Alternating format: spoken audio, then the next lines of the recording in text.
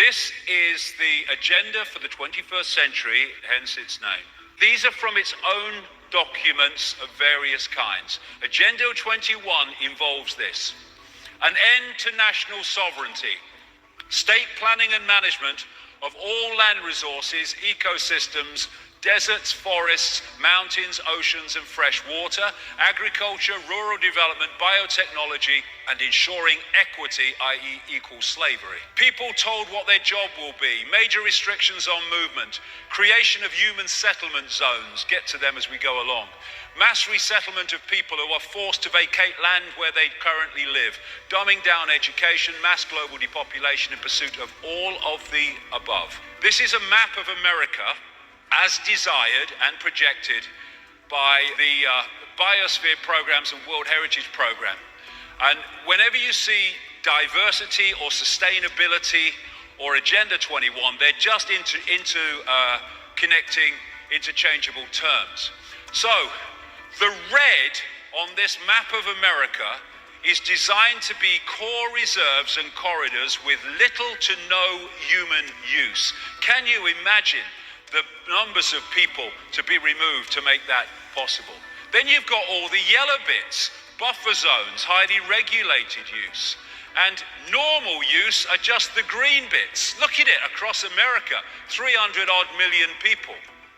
And the idea is to make vast areas of land, ban it from human use and human activity on the basis of saving the environment, when what it is taking it all over for the less than 1%.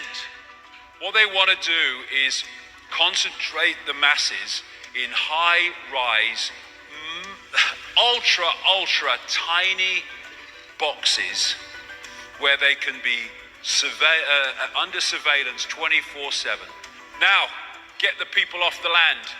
And so what they're doing, they're changing the laws and they're making economic changes which make it impossible for those that are not of the elite to stay on the land. And so what they're doing under Agenda 21, and America is the primest example, is they're just not funding rural communities. They're not funding rural schools. They're not mending rural roads to make life impossible, to get people off the land. Now, this is a big area where people get scammed because they don't think that is possible, manipulating the weather to create extremes of weather to get people into situations that remove them from the land. But actually, Dr. Richard Day was actually a weather manipulator during the Second World War. People say it's not possible. Of course it's possible. It's happening. It goes way back. Even a BBC radio documentary exposed a few years ago that the Lynmouth flood in 1952, which killed people and devastated that village in Devon, was actually created by the RAF, who were doing an operation called Operation Cumulus, also known as Operation Witch Doctor, in which they were putting sulfur into the atmosphere above this, in this area. And actually people before the massive flood say they kind of tasted and smelt sulfur in the air.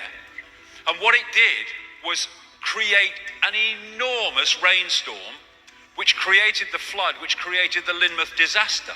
This is 1996, an official US Air Force document describing the artificial creation of floods, hurricanes, droughts and earthquakes, and it continues, weather modification will become a part of domestic and international security and could be done unilaterally. It could have offensive or defensive applications and even be used for deterrence purposes. The ability to generate precipitation, fog and storms on Earth or to modify space weather and the production of artificial weather are all part of an integrated set of military technologies. They are manipulating the weather like crazy. This is Agenda 21, human settlement zones. As you saw, it's in their own documents.